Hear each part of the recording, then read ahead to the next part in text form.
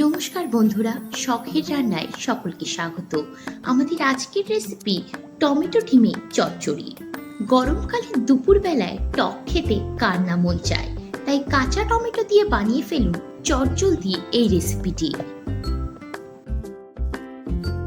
চলে এসেছি আমার বাড়ির ছোট্ট গার্ডেনে। গাছ থেকে তুলে নিতে টমেটো। দেখতেই পাচ্ছেন আপনারা, গাছে অনেক টমেটো হয়ে আছে।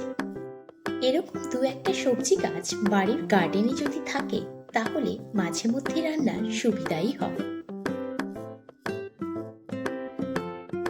তাহলে শুরু করা যাক আমাদের আজকের রেসিপি।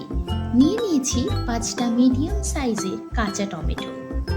টমেটোগুলোকে লম্বা লম্বা এবং পাতলা পিস করে কাটবেন।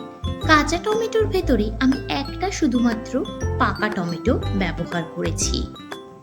নিয়েছি 200 গ্রাম পরিমাণে মাছের ডিম।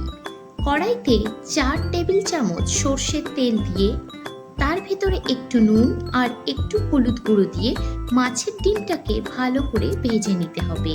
ডিম কড়াইতে দেওয়ার সময় অবশ্যই গ্যাসের ফ্লেমটা লো রাখবেন। মাছের ডিমটা ভাজা হবে লো টু মিডিয়াম ফ্লেমে।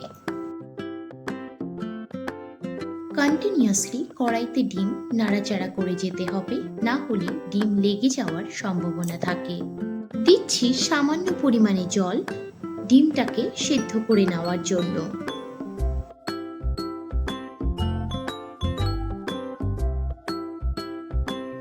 আমাদের ডিম ভাজা হয়ে গেছে। ডিমগুলোকে একটু সাইড করে নিয়ে কড়াইতে 2 টেবিল চামচ মতো তেল দিয়ে দেব। দিয়ে দিচ্ছি 2টো শুকনো লঙ্কা ফোড়নের জন্য। আর ফোড়নের জন্য ইউজ করছি আমি এখানে সর্ষে। আমি কালো সর্ষে নিয়েছি, আপনারা চাইলে সাদা সর্ষেতেও রান্নাটা করতে পারেন। এবার দিয়ে দিয়েছি কেটে রাখা টমেটোগুলো। টমেটোগুলোকে ভালোভাবে ডিমের সঙ্গে মিশিয়ে নিতে হবে। দিয়ে দিয়েছি স্বাদ অনুযায়ী একটু নুন।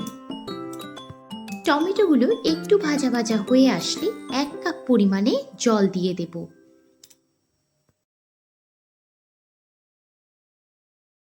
7 থেকে 8 মিনিটের জন্য গ্যাসের ফ্লেমটাকে লো রেখে ঢেকে দেব। 7 থেকে 8 মিনিট পর আমি টমেটোগুলোকে একটু নাড়িয়ে দেখে নেব সেদ্ধ হয়েছে কিনা। অনেকটা হয়ে এসেছে, কিন্তু আরো একটু বাকি। আবার আমি ঢেকে দেব 5 থেকে 6 মিনিটের জন্য।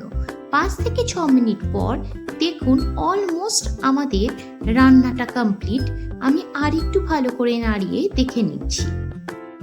আমাদের রান্না একদম কমপ্লিট। এবার সার্ভ করার জন্য আমি একটা বোলে নামিয়ে নেব। খুব চটজলদি, খুব কম উপকরণের সাহায্যে রান্নাটা করে ফেলা যায়। এই গরমে অনেকে রিচ খাবার খেতে চায় না, এটা কিন্তু তাদের জন্য খুবই স্বাচ্ছন্দ্যময় খাবার। বাচ্চা থেকে বড় প্রত্যেকেই রেসিপিটি পছন্দ করবে।